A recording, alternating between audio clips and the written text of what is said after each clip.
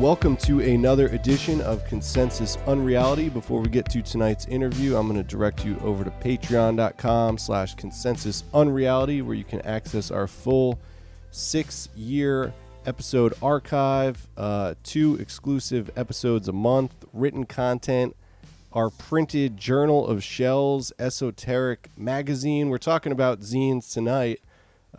Pretty excited about that. We're joined by Nynnmah.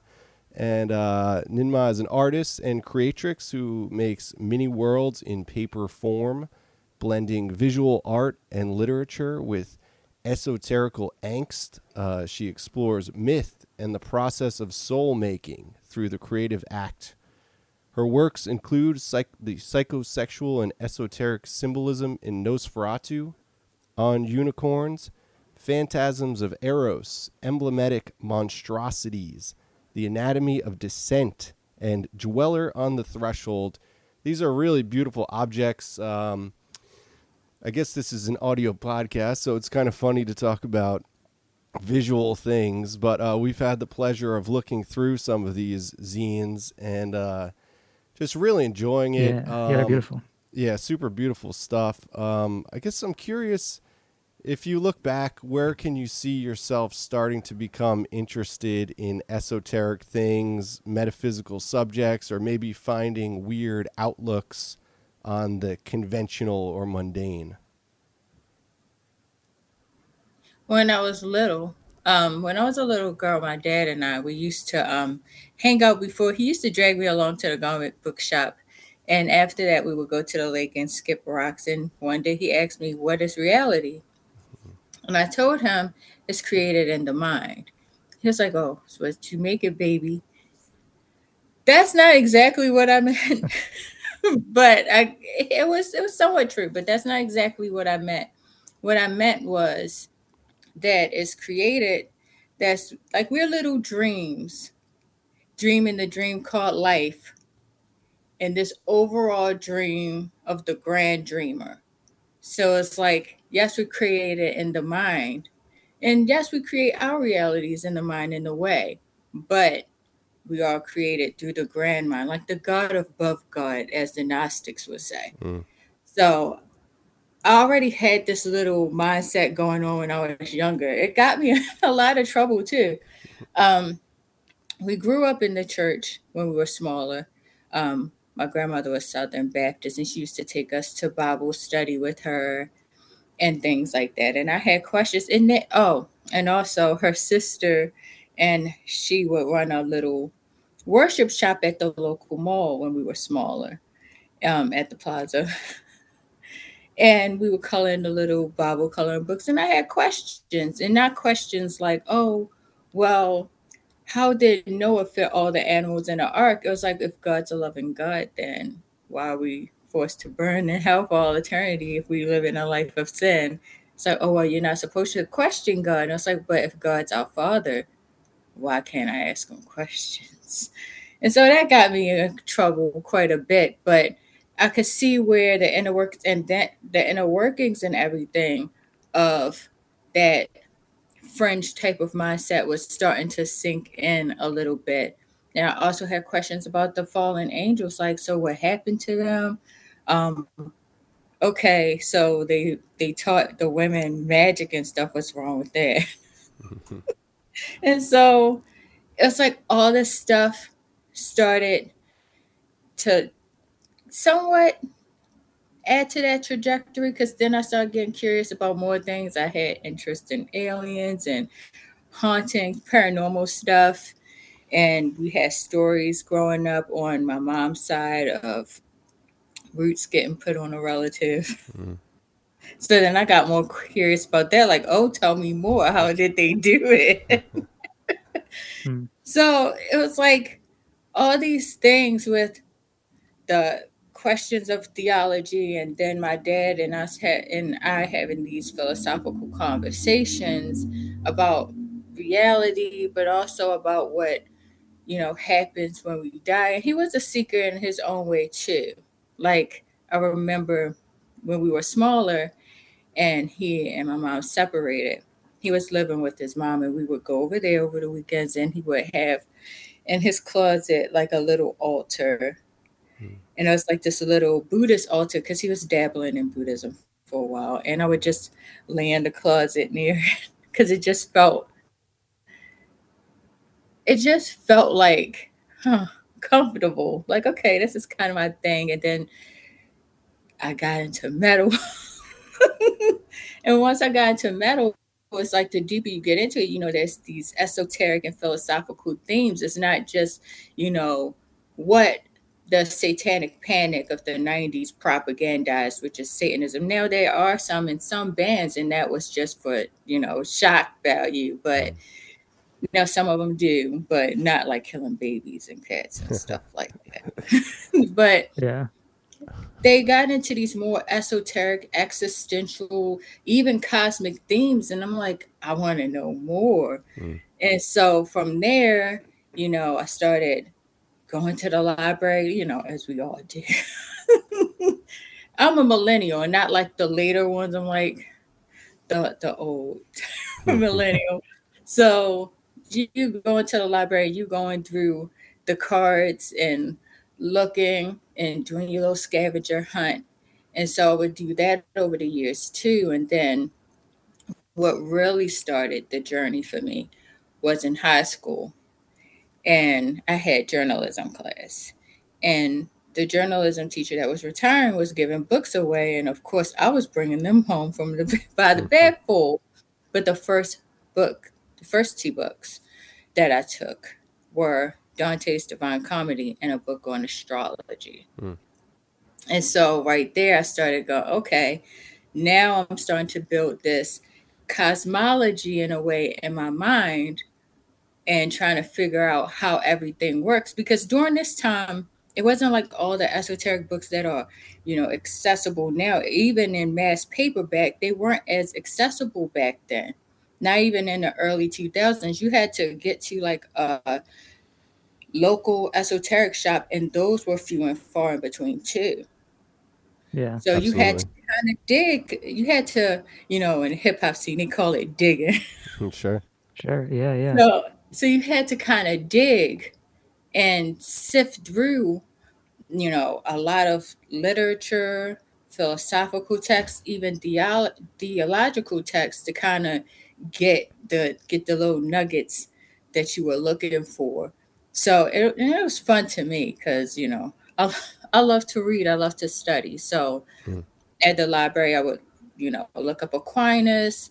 I would look up anything I could get my hands on, even like, and then I got lucky too. So then it was like Milton and stuff like that. But then I got lucky because I had a history teacher that was also a philosophy professor. So I lucked out with that.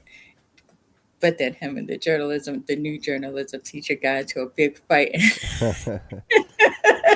But he turned me on to Milton, and then I'm like, okay, so I'm sifting through, trying to research things on early 2000s internet that's accessible to like the general public. So it wasn't a whole lot there then. So you trying to piece it all together like a little puzzle. And you're like, I think I got it. And then you're like, I don't think I got it.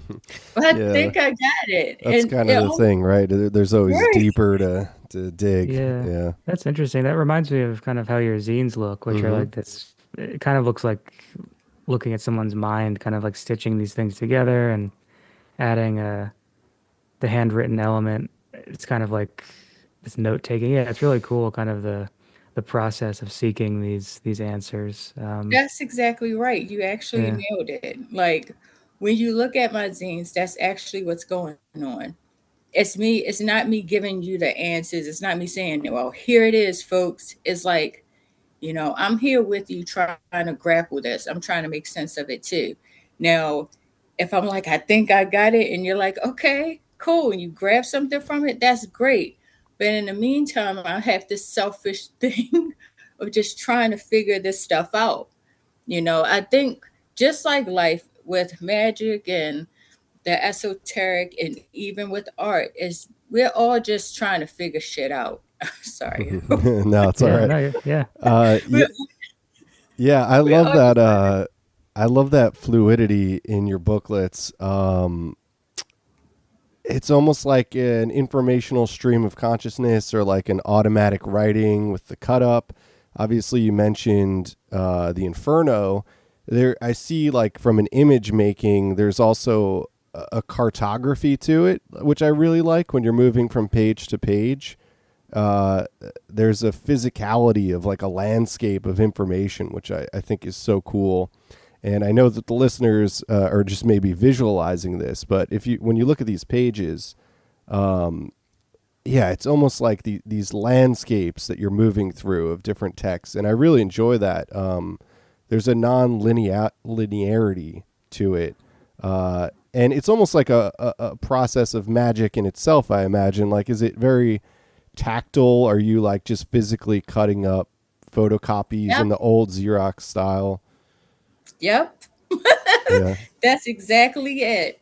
It's like I cut it up, like I'll read the text, the primary sources, and what I glean from it, I'll scan it like old school scan, and you press it in on a printer and you scan it out, cut it up, all of it. But yeah, it's exactly how you both described it. It's my mind is a little rhizomatic.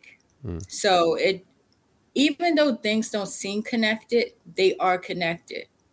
And the way I do sure, it yeah, isn't necessarily linear. Even in how I talk is kind of like if some people who have more of a structured brain, they're listening like this chick is all over the place, right? But it's like I'm going somewhere with that. That's why we say walk with me. But with the zines, it gives me this opportunity to kind of navigate through the atmosphere of my mind and kind of like pick here. It's like, have you ever seen Return of Oz? Sure. Yeah, that movie's And crazy.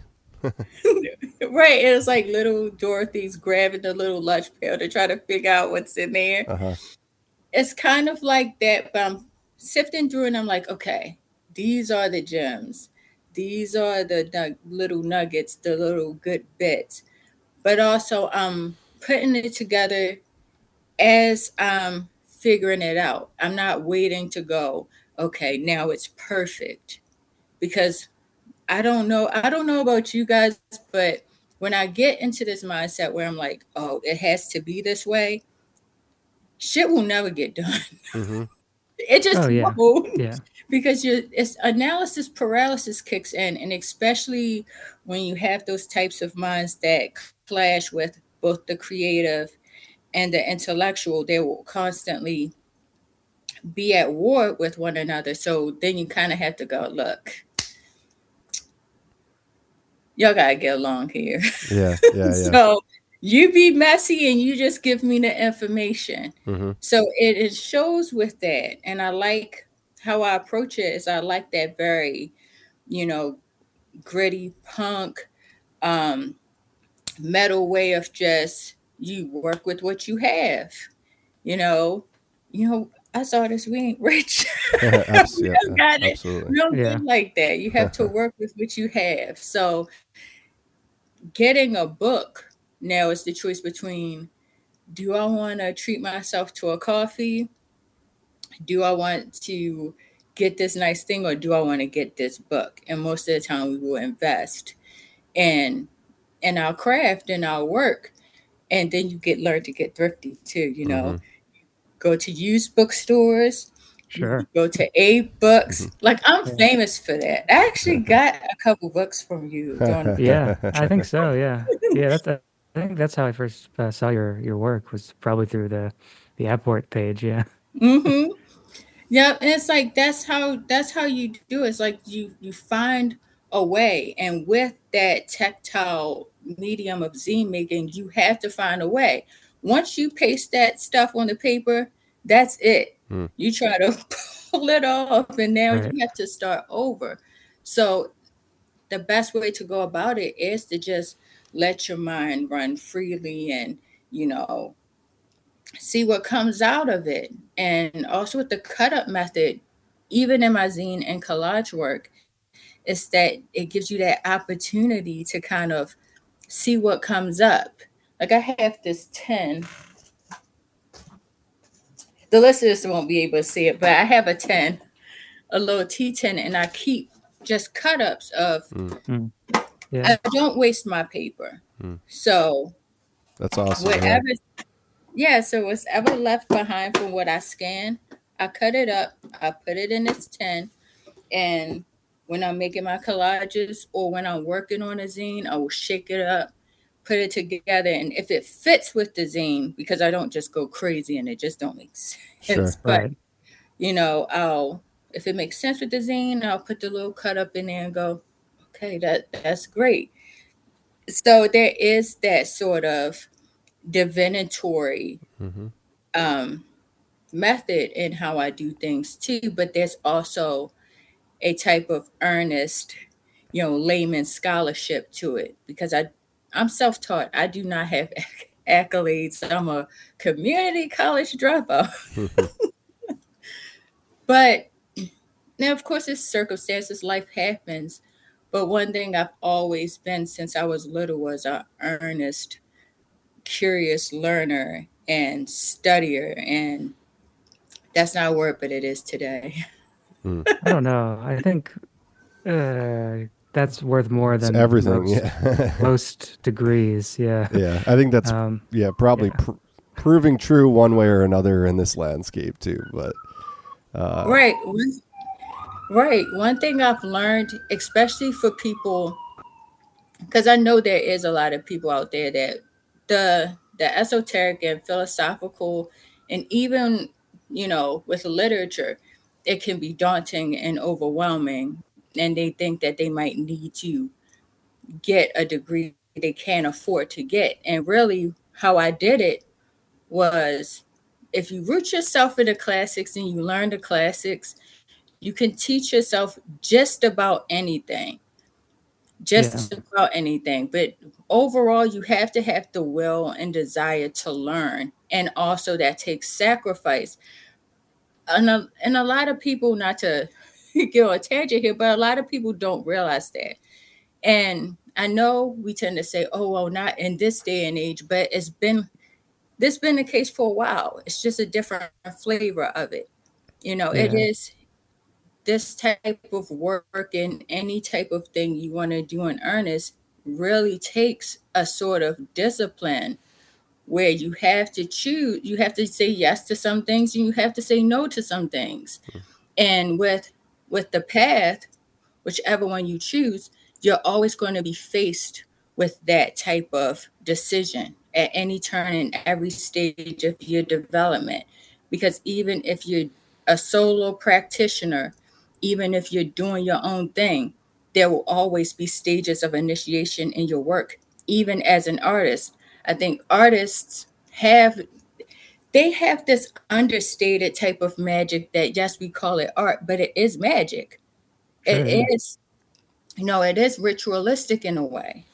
Once you start to take that craft seriously, and not just professionally, because, people assume seriousness equals profession.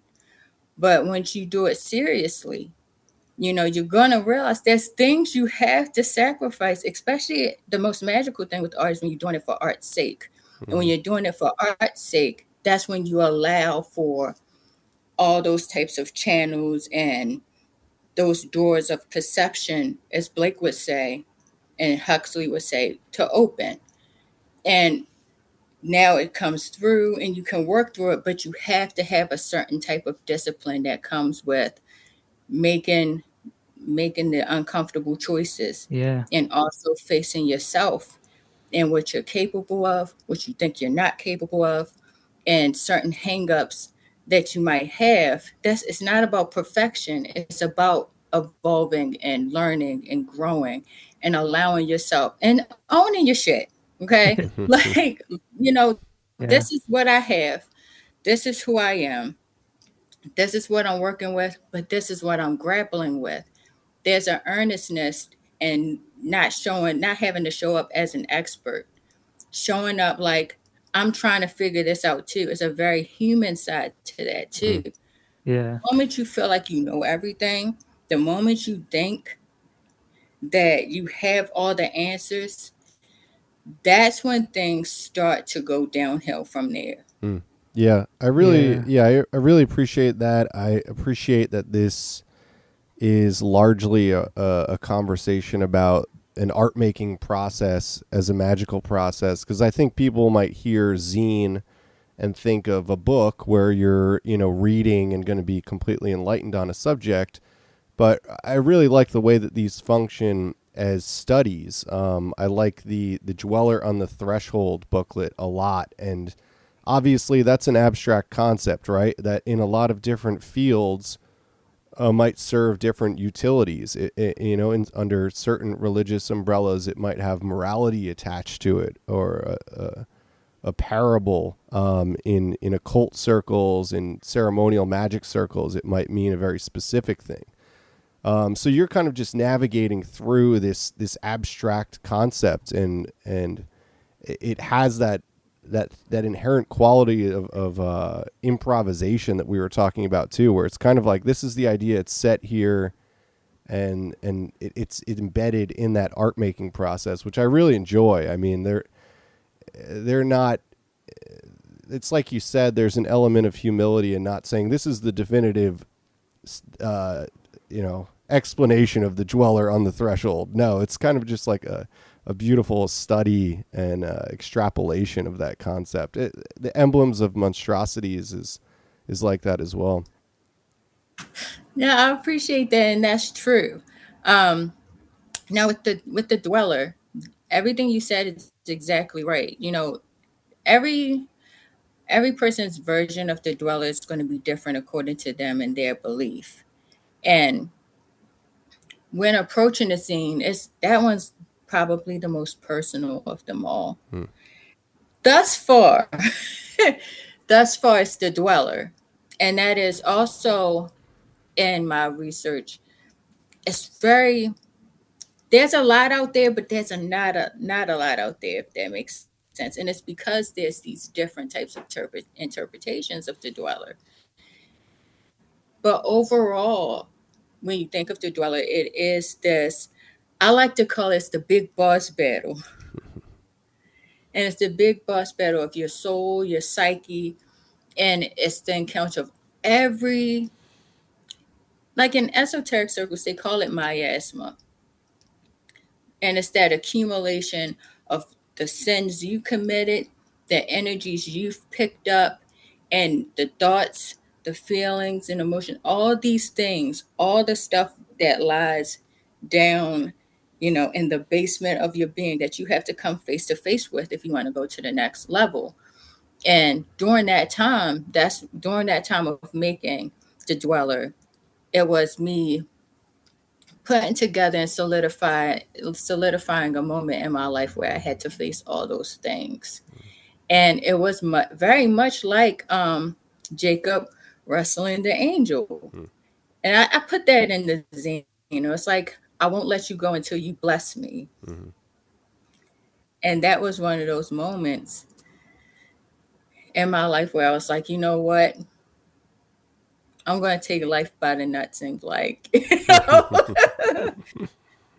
and just, grabbing, like, I'm not going to let you go until you bless me. Hmm. And putting that together was like, you know, not just like me, but it was more so of a study of, well, how does the Dweller challenge you and grow you and, push you to the next level? Because I look at the Dweller just like I look at the Holy Guardian Angel, but it's more of the darker side of the Holy Guardian Angel. It's more of that thing like, before I give you this knowledge, I want to know if you're worthy of it. Hmm. Are you willing to fight for this? And it more so resonates with me more so than I know this is unpopular, but it resonates with me more so than the Holy Guardian Angel, because you have to. There's that struggle, and maybe it's just the grit in me from, you know, being a Baltimorean and the and everything else. but it's just that hard won wisdom that you acquire from having to fight tooth and nail for it. Now, that's not to say that the journey is meant to be struggle and fight all the time, but we human beings, we're fickle, and sometimes we're curious to a fault where we might fleet here and there. And sometimes we can only really understand the depth of something and appreciate beauty when we have to fight for it. Mm. And it's a very difficult pill to swallow for many people, you know. You have like, and it's not to pick on them too much because we love to pick on the new agers, right? But it's not about feeling good all the time, but it's also not about having the life of Dostoevsky. I'm butchering his name, and it's like all life is suffering. Yeah. But it is this thing that I like to say I look at life like a Bosch painting, right? The Garden of Earthly Delights. Mm-hmm. Yeah. It's like you have that beautiful scene up above of this, utopia, but also on the other sides of the triptych, you have, these grotesque and scary looking images. But when you scale back and close it, you see the world as a whole. And that is how we are as people. That's how the world is, as a whole. I like to think that going back to the beginning, how where in these little dreams of the grand dreamer, he's looking back at this world and who we are, and they're looking at it like how Bosch probably envisioned it. Mm. And so when I was going through working on the dweller, I was thinking about all these things too. That's also a part. There's also a little Bosch Easter egg and Anatomy of Descent. He's one of my favorite artists aside from Odilon Redon. Mm. But it's one of those Nice. things that I like to delve into more of the darker side of things and not to be, what you call it, edgy, but it's just that's kind of how my mind worked when I was younger and getting older. It was always towards these darker themes. So with emblematic monstrosities, I had a little fun with that, and I might revisit it because I wanted to do so much more with it. But it was that whole idea of, you know, all these, do the monsters exist inside of us or outside, or is it both? Kind of like with the daemon. Um, there's this book I'm reading now called I'm reading a lot. Reading them like multiples all at once, but one of them is the demonic reality. Mm-hmm. Oh yeah. It's good so far, but he also talks about Gregory Shaw talks about the daemon and stuff like that with theurgy and the soul, but Patrick Harper talks about how there's this inner and outer, and that they can. What if they can be both? Mm. And I'm also I'm also believe that, like, what if those that monstrous side of us, not just because at first with the whole idea of the monstrous births and things like that, they were trying to make sense of birth defects and anomalies in birth. And so, of course, they got very superstitious with the type of thing. But I think superstition is rooted in some degree of esoteric truth. Yeah. So it's like we live in a world of paradoxes. So it's like Mm-hmm.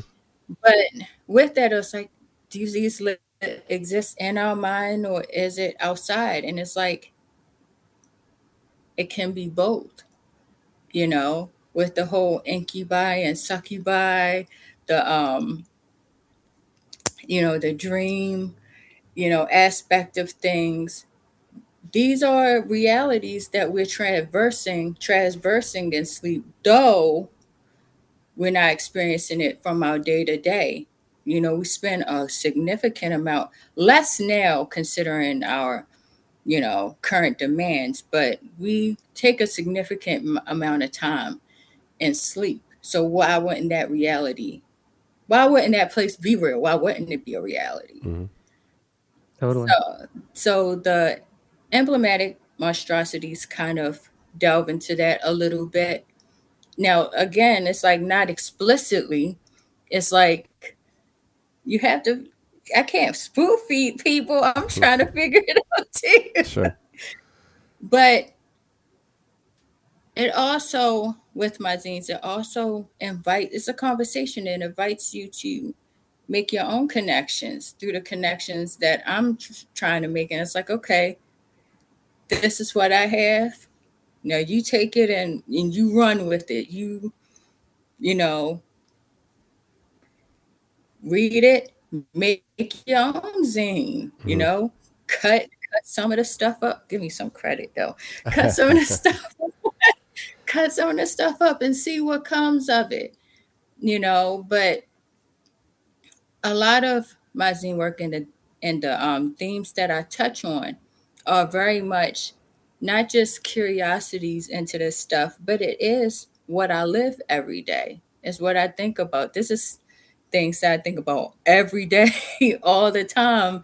That if I was friends with normal folks, they'd be like, "This chick's crazy," and you would be partially right. When you're working on one of these zines, is it kind of like you dive wholly into the one that you're working on, or do you have a few going at once, or how does it kind of move from one to the other? I have a few going at Yeah. once.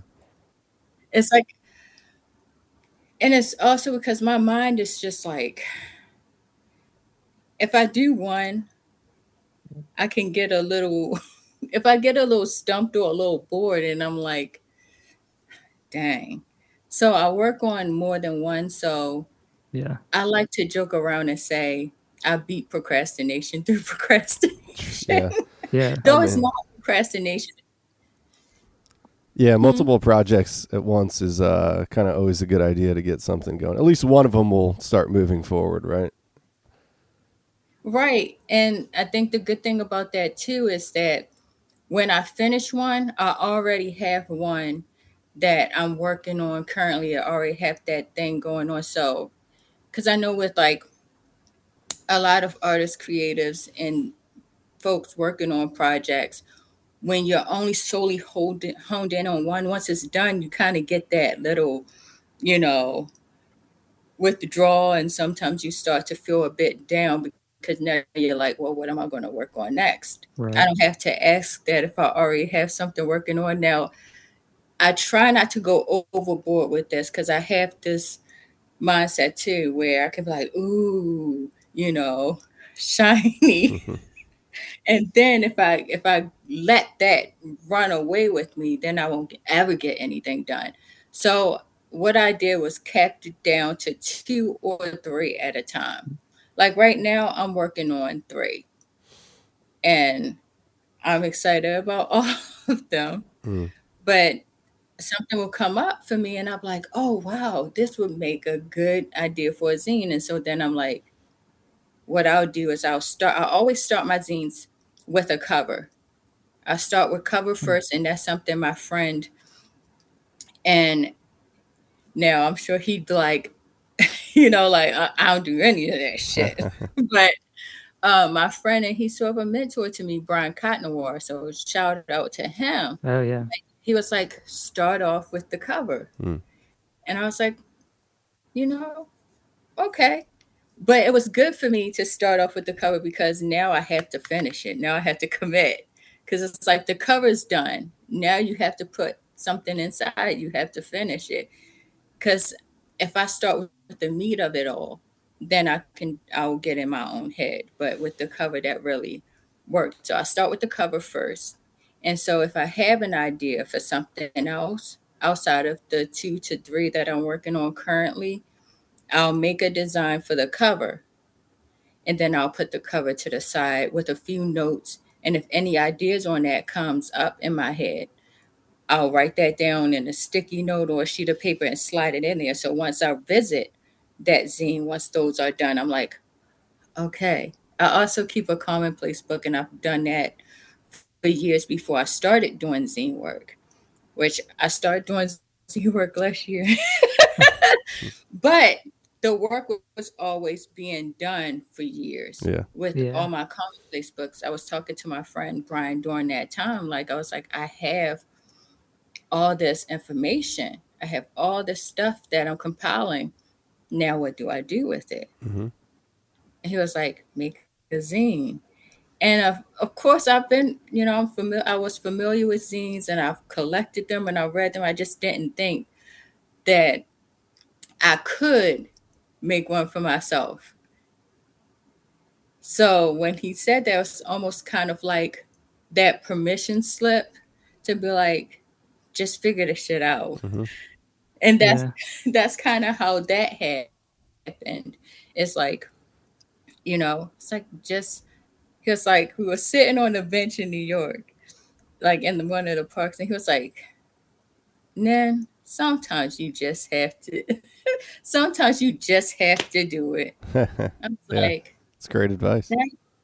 yeah, it's like you just have to do it because know, even with I look at magic as art too, but even with magic and art and stuff, it's like before you find that medium or find that path, you always have those breadcrumbs. Hence your question in the beginning.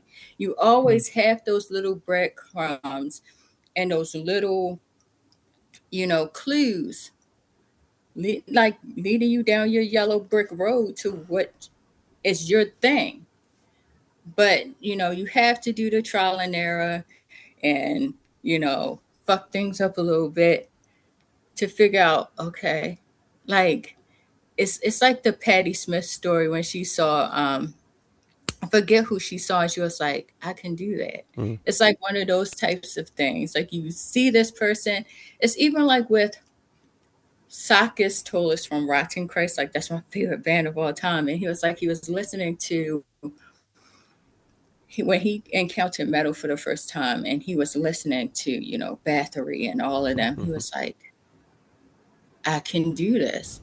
Like, and he himself, he's self-taught. Like he plays by ear, and so it's like you get that thing, and you're like, but sometimes it can be like, I can do that, and then you're like, can I? So when I would encounter zines, and I was following Brian zines, and I was looking at all the zines from the punk and metal scenes, and I'm like, I can do this. And I was like, but can I? So then it was like sometimes you have to just do it. I Yeah. was like, and so I started doing that. And what I started with was doing things in the way and the style I do my commonplace books. So when people get my zines, they're looking into my mind, and they're looking into my like a public commonplace book. It's me figuring this stuff out and you know working through multiple ones. Like, I don't, though I'm a private person, I'm a very open person at the same time. So it's like when I put it out there in my zines, I'm coming in earnest. Um, Coming here like, this is what I got. This is what I'm figuring out. And it's fun. I feel like it's fun when you do it that way. When you have this, and I hate to sound like a whole lot of folks that, how we sound these days when we complain about the internet and social media. I do feel like we get too tied up in how things should be and how we should look and Mm. is it correct and will people like it? And I'm a proponent for being selfish. Now, when I mean selfish, I don't mean like, be an asshole, but I do mean like it starts with you. When you are sitting in the beginning, it's just you and that sheet of paper that you folded in half or folded, 6 or 7 ways. And now you go there and you're like, okay, what do I want to know? And what can I add to it that I do know? And what do I think I know?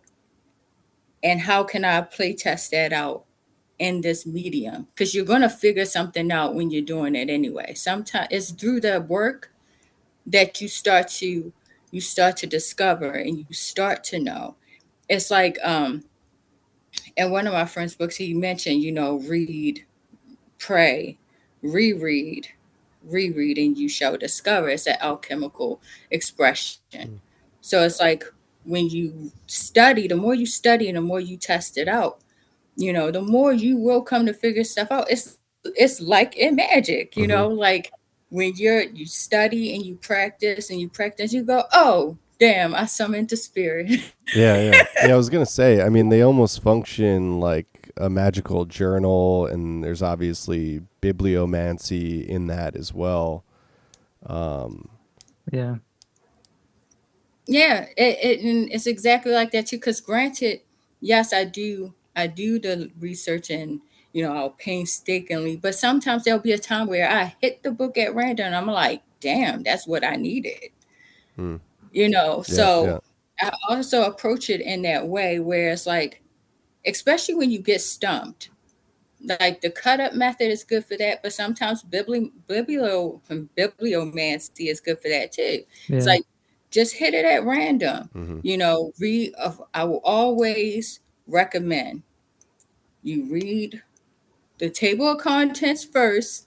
I know I'm sounding like a teacher here, but you read the table of contents first. You look at then you go to the bibliography, because now you should seeing where in the book where other people are gleaning from. And so sometimes Mm, they might be just the footnotes to a primary source. So you do the bibliography and then you do the index. And then you do a light scan. You read it through the first time and don't expect to understand everything. Then you read it a second time, hence read and reread. You read it a second time, and then that's when you take your pen, highlighter, or pencil. My teacher always said to use pencil, but yeah. always use pencil, but use pencil, a highlighter, whatever, and then grapple with the text, wrestle with the text. Mm, It's a conversation, but you having this dialogue, and then don't wait to know everything. Just put that shit on some paper, and then see what happens. And but also hit it at random. Don't be afraid to bop around a bit. mm, Put a tab there, and once you get to that point in your reading, it will start to make more sense. That's the beauty of bibliomancy and any type of divinatory modality, is that you go with your intuition first, and then no, sir, mhm. that's not cat. You go with the divinatory modality first. You use your intuition, and then after that, you see how that shows up for you in life and the things that you read and the signs. You will get what they call omens, and that's not any different when you're researching either. It's like you have this little inkling of something, and while you're going through the book, something will tell you, look at this, look at Mm. it. Yeah. Don't be like, well, I'm already on page 15. But that's what bookmarks are for. Yeah, yeah, yeah. Yeah, it Absolutely. feels like books will sometimes have, because they're physical objects, they have sort of a will that you're interacting with, Mm, or they have like a sculptural quality or something that you're kind of, it'll lead you to certain parts of it. mm, mm. And that's my experience of that process. Yeah. Right. It's like you're not only in, I would like to think that you're not only in dialogue with the author, but you also in dialogue with their genius. You Mm. also in dialogue with not just their genius, but the geniuses of those that inspired them and that resonated with them and who they gleaned from.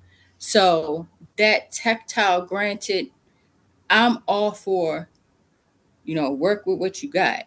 But there's something a little, we can't deny that there's something different about the tactile experience of holding a physical book in your hand. Mhm. There's Oh just yeah. something emblematic about it, that you get that firsthand type of feel. Well, each time you turn that page, it is like you having that conversation. But if you only have access, because certain people don't have access to libraries, which I know for people listening, because I can't like look in the camera at you guys, but it's like support your libraries. Yeah, You know, like it's tough right now. I know I'm going on a tangent here, right? Yeah. I know I'm going on a tangent here, but it's like I had a friend one time, she was like, I didn't think to go to the library, and it's like, Mm. go to the library, work with what you don't have to wait to get these. No, granted, do support, artisans, because it costs a lot of money to have beautiful books. Yeah, yeah, yeah. But Yeah. work with what you have. If you have a shitty translation, that's what you have. Work through it as best as you can until you can get something better. Mm. That's why I will always support, you know, used bookstores and independent bookstores, which, by the way, Yeah. by Yeah. the way, No, independent bookstore don't let them day. plug it. Right. That's true. Yeah. Saturday, whenever Yeah. Yeah, I mean, this comes out, who knows? Yeah. Yeah. Go to Airport Used Books. Yeah. Please. yeah, you could plug it. I'll never let them plug it. That's it. That's not true. I let them do it every episode. Yeah, I'm also so Let me. true. It's an interesting landscape to do zines. I mean, we do a magazine too, and we'll talk about that on episodes that aren't an interview. But I want to know about some of your other stuff that you're kind of engaging digital platforms. Are you're writing on Substack as well? How do you see that kind of like engaging with the zines, which are a very specific art making process? It's a learning curve. I'm not gonna lie. Like, now, granted, because it's a learning curve, I'm trying to become more consistent with it, because I do like and prefer a more tactile medium. And it's funny because at first I had it in my mind that I might have a blog or something and write a book and stuff. I had like this very structured vision in my mind of how things would and should be. And then as my, journey progressed, it ended up going, you know, no, you do a little better with the tactile type of stuff. And granted, I have my talks on there, a couple talks that I've done, the Nosferatu one and the Phantasms of Arrows. I put that on there. And so I dipped and dabbled in that a little bit with Morbid Anatomy. I did the first Nosferatu talking. Oh my God. I cringe just thinking about it. I cringe just thinking about it because I was rusty. Oh, I mean, when we listen back to like some of our first episodes, we sound like two little boys with like toy microphones or something. It's crazy. Right? It's like the first one, you're always just like, oh. Yeah. I'm sure then later yours wasn't on- as bad as ours. I don't know about that. But later on, you start to listen back and go, those were the days. I hope it gets right. to that point. Yeah. But with the Substack, I'm learning to navigate as a bit of a learning curve for me, especially getting back into the whole structured writing thing. Mm-hmm. It's like Yeah. my mind is all over the place. And I also don't want to fall into this place where I'm expressing myself in a way that's not me. Yeah. That's a good point.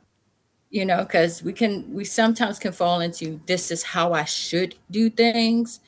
And I feel like people who get it will get it, and I never thought I would say something like that, but it's true.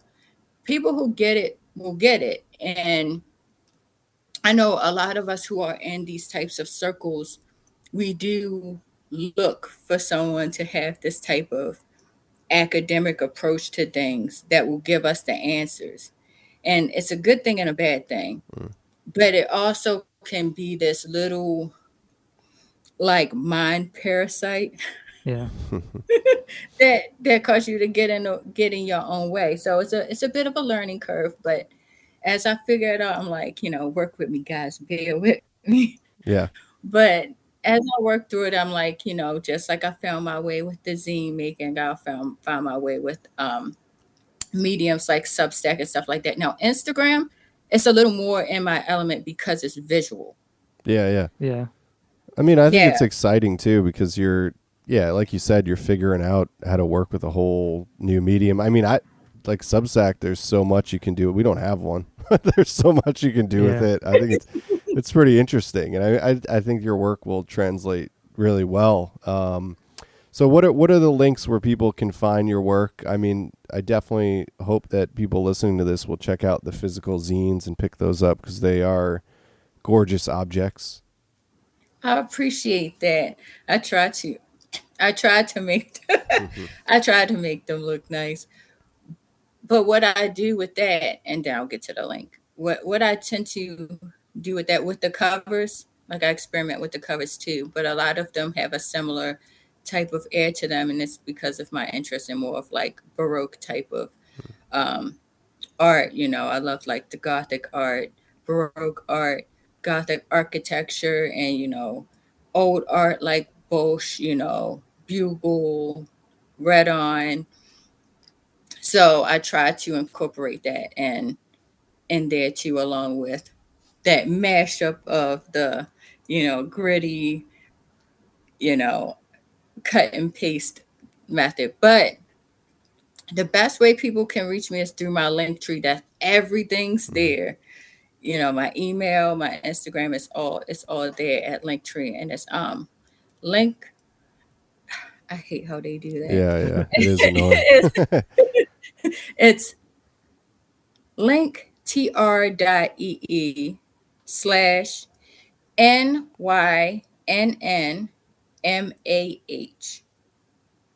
/ and there folks will find everything. And also don't hesitate to DM me. Don't get weird and don't be disrespectful. But feel free to DM and email me and I'll respond. I might not respond right away. We all busy folks here. But don't hesitate to email or, you know, message, DM, or, comment under a post or something. I'm pretty responsive, and that's something I try my best to do, especially in this day and age where everybody is like their own little mini celebrity in a way. Yeah. So they'll just like it, just like it, Yeah. move on. I try my best to respond to everyone as best as possible or as soon as I see it, because connection is very important. And I think that's one of the biggest things that I learned with my zine making, aside from, you know, my spiritual growth, my, mental and philosophical growth, is that connection is key. It's very important, especially in a time now with, you know, the buzzword of the year, AI slop. But Right. with a bunch of that, and, we're so wary of each other these days, and in some ways rightfully so. We complain about it, but in some ways rightfully so. Those feelings are valid, but at the same time you have to break through that and connect with one another, or you will always be isolated and Yeah. lonely. And you grow as an artist, you grow as a magician. Now granted,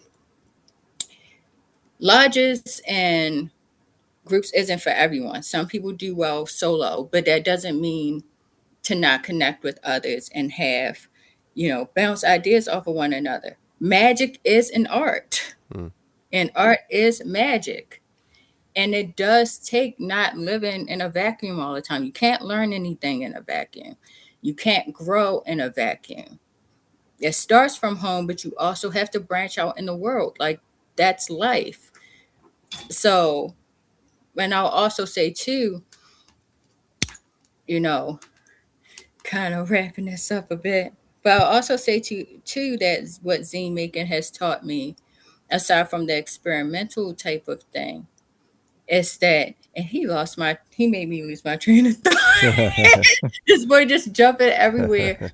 But the biggest thing I've learned is your life is ritual too. Mm. And but at the same time, also, this is the paradox here. You don't want to be too wrapped up in academia, though I do respect it. But the underground is there for a reason. There's an earnestness in it, and there's something to be learned from it too. And it's valuable.